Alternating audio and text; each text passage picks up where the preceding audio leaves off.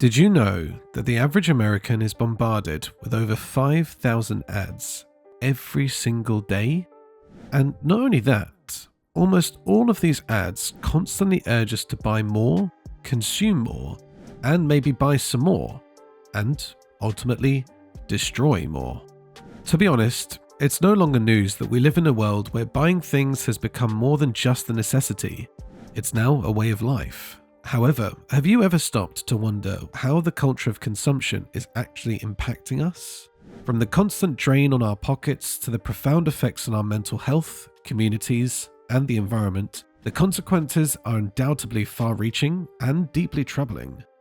So yes, we can safely say that we are all gradually, whether directly or indirectly, paying the hidden costs of our obsession with consumption. But the big question is, are we ready for the long run? Anyway, let's first examine what precisely we mean by saying we are a consumer society. Whichever angle you view this from, it sums it up in just one word: consumerism. You see, consumerism is the belief that personal well-being and happiness depends largely on the level of personal consumption, particularly on the purchase of material goods. And this idea has become so ingrained in our society that it now shapes our identities and, to a considerable extent, our daily lives. From the moment we wake up, we are bombarded with messages telling us that buying more will make us happier, spending more will make us fulfilled, blah blah blah. It just never ends. We buy clothes, gadgets, furniture, and even experiences that we often can't really afford. This culture of consumption is not just about fulfilling our needs. It's become about fulfilling our desires. Take, for example, the fact that Americans spend billions of dollars each year on items that are far from essential. To put this into perspective, Americans spent $10.6 billion during Halloween in 2022, and were expected to spend over $12.2 billion in 2023 Halloween. While confirming if they actually spent as predicted isn't the focus of this video, this statistic exposes how consumer-centric society has actually become. Imagine if we are spending just as much for an event that isn't top 3 consumption day. Just imagine how much we would be spending on events like Black Friday. You see, we now consume food and alcohol like never seen before, spend thousands on the latest tech gadgets, and even buy lavish vacations that we often can't afford. The constant cycle of wanting and buying creates a never-ending treadmill of consumption. But really, how do we get to this point? While we can trace the roots of this consumerism back to the Industrial Revolution, when mass production made goods more accessible and affordable, it was after World War II that consumerism really took off. With a rise in the booming economy, advertising became more sophisticated and consumer credit became widely available. People were encouraged to buy now and pay later, leading to a culture where spending beyond one's means became the norm. Now, today, consumerism is more pervasive than ever. We are constantly exposed to advertisements on TV, social media, and even in the games we play. For example, social media platforms designed to keep our attention bombard us with ads tailored to our interests and behaviors, creating a feedback loop that keeps us consuming. So yes, that is all there really is to the concept of consumerism. But how exactly is it destroying us? To make things more precise, I've divided this into 2 major categories: the psychological and social impacts, and the environmental impacts. Starting with the psychological and social impacts, you'll agree that our consumer society doesn't just drain our wallets, it takes a toll on our mental health too. This constant pressure to buy and own more can lead to anxiety, depression, and a perpetual sense of dissatisfaction. We live in a world where social media plays a significant role in shaping our desires. Platforms like Instagram and Facebook are designed to keep us engaged, showing us an endless stream of ads and posts that make us feel we need more to be happy. As Sean Parker, one of the founders of Facebook, once said, "It's a social validation feedback loop, exploiting a vulnerability in human psychology." This constant barrage of images and messages creates a cycle of comparison where we measure our worth against others based on what we own. But the reality is, this endless consumption doesn't lead to lasting happiness. Instead, it often results in what psychologists call the hedonic treadmill, a cycle where we constantly seek new possessions to maintain a certain level of happiness, only to find that the satisfaction from these new acquisitions quickly fades, consequently leaving us always wanting more, and more, and more, and even more, while still not truly feeling fulfilled. However, beyond the mental health consequences, consumerism also erodes our sense of community and human connection. When we focus on acquiring more stuff, we often neglect the relationships and the activities that truly bring meaning to our lives. Think about how often we substitute meaningful interactions with social media scrolling or shopping sprees. The time we spend working to afford more things has taken time away from family, friends, and community activities. Our consumer culture promotes individualism over community well-being, making us more isolated and disconnected from each other. Just as Christopher Lasch, a social critic and former history professor at the University of Rochester, pointed out, the importance of advertising is not that it invariably succeeds in its immediate purpose, but simply that it surrounds people with images of the good life in which happiness depends on consumption. This omnipresent culture of consumers leaves little room for alternative values and lifestyle that prioritize human connection and communal well-being. Now, away from that for a minute, but still on the psychological and social impacts of our consumer society. See, saying it just as it is, our consumer society actually distorts our senses of identity and self-worth. We are constantly being told that what we own defines who we are.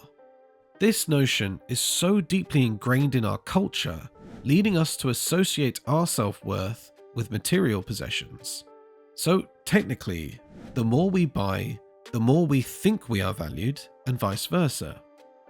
But is this actually right? Should things actually be this way? Without attempting to exaggerate, the truth remains that this very distorted sense of identity can have profound effects on our mental health. See it this way: when our self-worth is tied to what we own, any financial setback or inability to keep up with consumer trends can lead to feelings of inadequacy and low self-esteem. So basically, we end up on this never-ending quest to acquire more in an attempt to validate our worth. But this validation is fleeting and never truly satisfying. Now, let's focus on the environmental impacts of consumerism and how it's rapidly destroying us. Our insatiable desire for new products is leading to the depletion of natural resources and a massive increase in waste. This is, of course, a no-brainer. However, the severe consequences that production and disposable goods have for our planet beats our imagination. To put this into context, let's consider the fact that 86% of the world's resources are consumed by the wealthiest 20% of the population. This disparity highlights the massive strain placed on the environment to satisfy the consumption habits of the developed world. Our need for constant upgrades, from the latest smartphone to fast fashion, results in a cycle of production that depletes natural resources at an unsustainable rate. Moreover, the waste generated by our consumer habits is staggering. According to a recent BBC report on waste recycling, the fashion industry alone is responsible for producing 92 million tons of waste each year. And most of this waste often ends up in landfills, or worse, in our oceans, causing significant harm to wildlife and ecosystems. So basically, while we are rapidly self-destructing, we are also throwing away the culture that prioritizes convenience over sustainability. And it doesn't even end there. The environmental impact of consumerism also extends to climate change. The production, transportation, and disposal of goods contribute significantly to greenhouse gas emissions, driving global warming.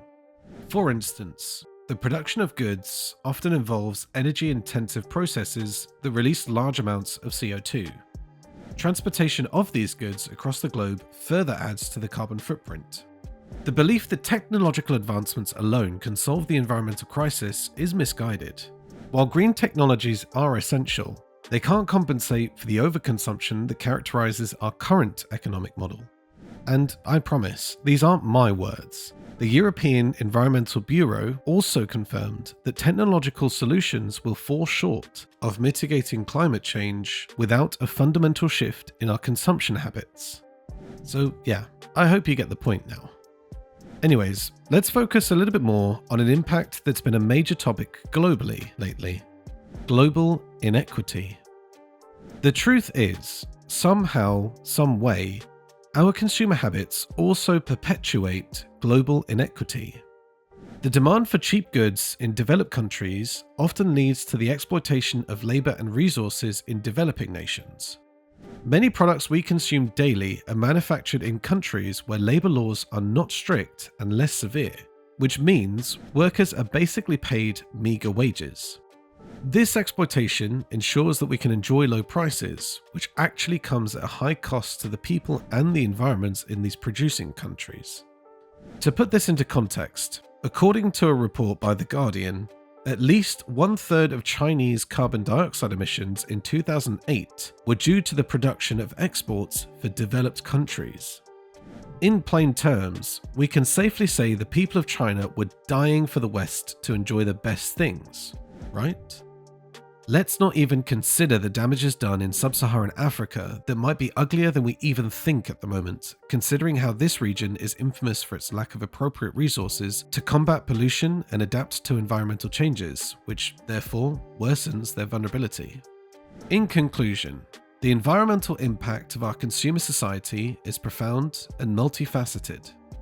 From resource depletion and waste generation to driving climate change and perpetuating global inequity, our consumption habits have severe consequences for the planet and its inhabitants.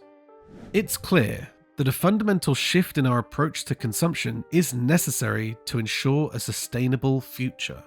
See, we can go on and on and on about how our consumer society is destroying us one sale at a time, hoping that it strengthens the advocacy for us to actually break the cycle one person at a time. And it starts from awareness and education, just like this.